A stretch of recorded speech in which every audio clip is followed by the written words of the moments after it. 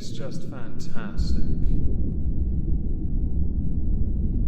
Captain's log, subdates 220114.2. Tomorrow will be my birthday, and I already have enough whiskey to knock me right out. I'm okay with this. I shall be spending my weekend lightly sipping from these birthday gifts, so all of you should be expecting lewd messages from me. Welcome everyone to This Week at Twitter! Or twat. Today we're going to start with an important message, and it's one I really like, so I'm going to read it in full, from Fit and Curvy 89. Here's a lesson that is hard. No one, absolutely no one, owes you a damn thing. Not an apology, not a reason. If they walk away, they don't have to tell you why. And even though you're sitting there left with broken pieces, you're the one that has to put it back together. And maybe it had nothing to do with you, maybe it had everything to do with you. Still, they don't owe you an explanation of why. You alone have to accept the outcome and move on. We can't control what happens to us. But what we can control, what is our choice, is how we choose to respond to it. I like this tweet because it means taking responsibility for your future rather than living in the past, something which many people struggle to deal with, whether that be a form of relationship, which is what you can certainly attribute this to, or other events in your life that are beyond your control, but you can deal with the rather crap hand you've been dealt as best you can to get the best out of it. This is something I certainly learnt back in 2016 when we lost our mother, my sisters and I that is. It was a crap hand, and we had to deal with it as best we could. If I started to solely rely on other people when they're no longer there, what do I have? Oh, that's right, back to square one with no one to help me. And I wanted to start with this because the rest of the tweets in this video are absolutely pathetic, and you're going to love every single one of them. So to start properly, we're going to go with Pardesella, a YouTuber no less whose content I watched. Oh boy, when you're matching your jacket up with a bin, oh, you are the height of fashion. Replace half dosage of whatever prescription drugs you've been taking with 30 minutes of running on a treadmill every day. Guaranteed to work. Might even be enough to replace the full dosage. Can't argue till you've tried it. Quote retweeted over 1,200 times. Underneath, man, I never thought I could get ratioed this hard. At least they can see the funny side. And the reason why is, this is a really bad idea. A really bad idea. If you are given a prescription by a doctor, chances are it's either because, and if you're American this is applicable, they're trying to sell drugs. If you're in the UK though, it's because you've been prescribed the drug you need to either handle pain or treat a problem. If you reduce it without first consulting your doctor, chances are you are going to suffer a negative effect because of it. Please do not do anything like this unless you have consulted your doctor first. There are some YouTubers who have had depression over the years, and what they did was they came off antidepressants and threw themselves into the gym. It worked for most of them, but at no point in any of their videos did they say, by the way, you should just stop taking your antidepressants. No, they never said this because it is irresponsible to think that it would work for everyone, merely showing that a proactive lifestyle could yield a better outcome for you. Always do things with the backing of your doctor first, unless you're in the UK, in which case, good luck trying to get hold of your doctor. It is currently still the COVID health service, and you can't get an appointment even if you have cancer. So next I'd like to play a short clip for you all. This clip though to me is very misleading, so here is the video in question.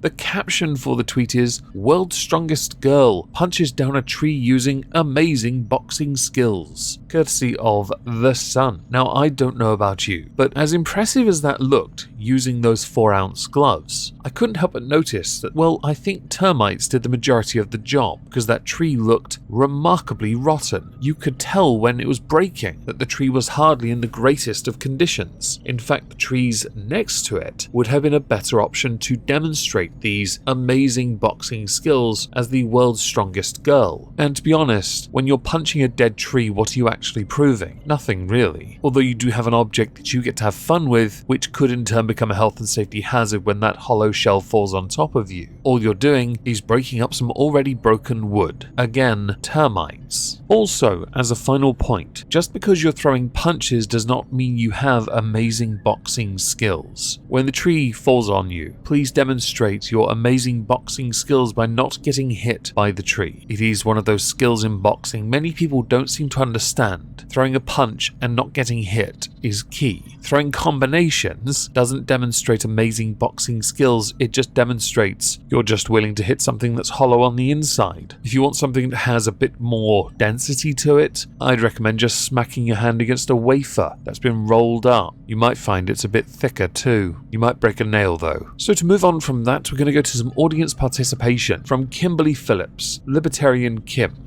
You can only pick one, what are you choosing? BLT for me, ...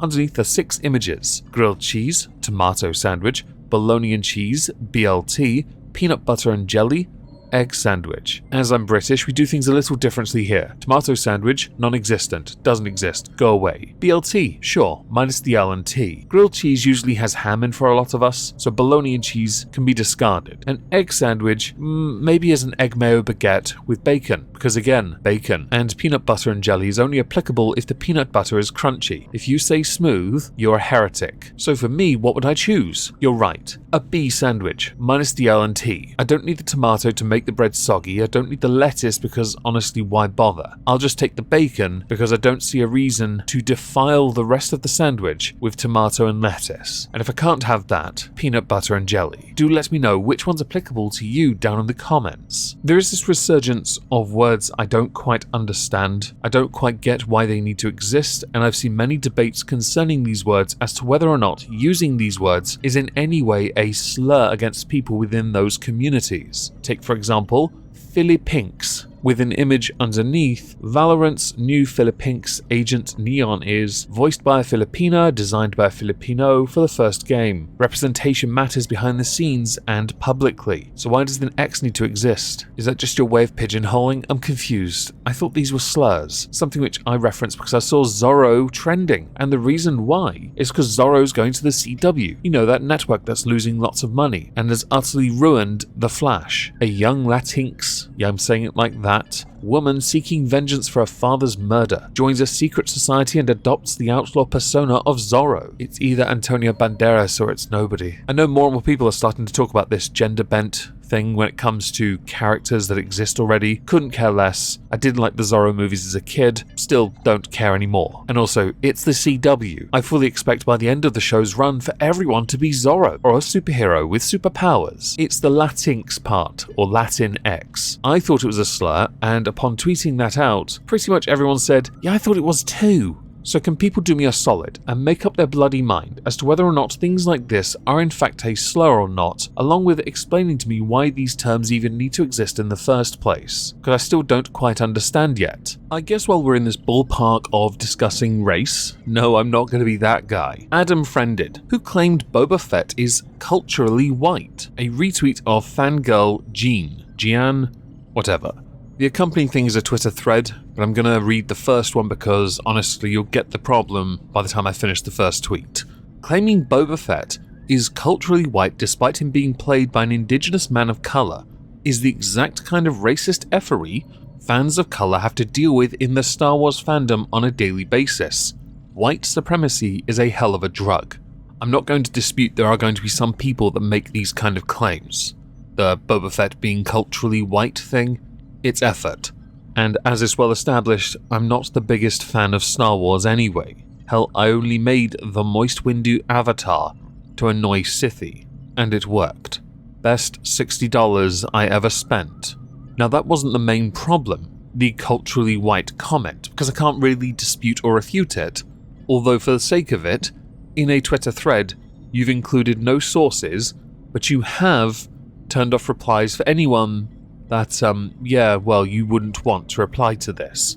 And it is a lengthy thread, and what the majority will notice from the thread is, it is quite the cope. And it is that, because the reviews for the show so far have been horrendous. So to reference culturally white or race as an important reference is redundant in Star Wars. That said, you do reference fandom.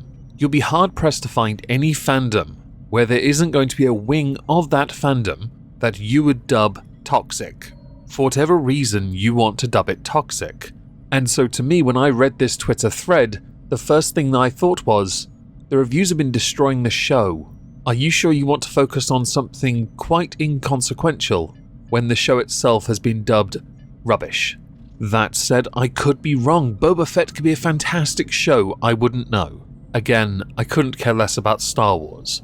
The discussion of race is always going to be a problem. It's almost a thought-terminating cliche at this point. The moment someone says things like this, you cannot win the argument. You cannot refute the argument, because there will always be someone, or a group of someones, that will fundamentally disagree regardless. And they won't agree to disagree. They will disagree and then, well, turn off replies and block you.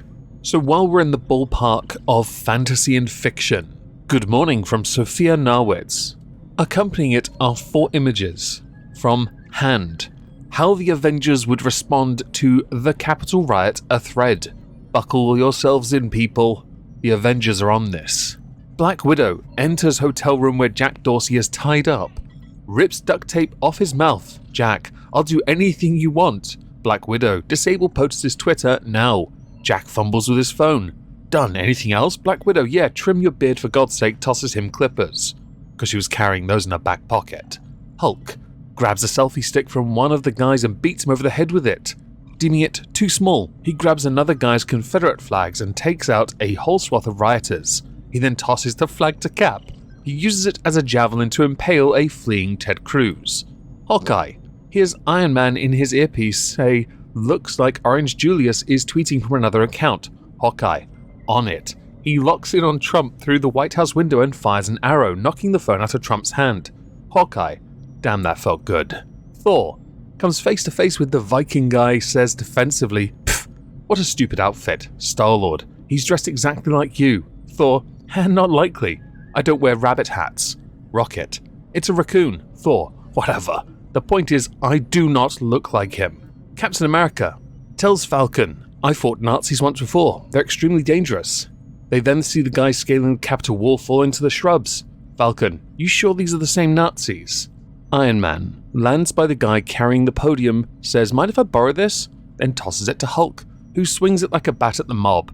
Guy, hey, that's my podium. Iron Man, actually it's the speaker's, and technically it's a lectern, then punches him through a wall. There are levels to parody and cringe, and I think we went way beyond it. Is it okay if I go cry in a corner? Now, as we are done, I'd love to know what you think about all of this today. Sadly, I cannot finish what I had actually started as I ran out of time. My apologies for that.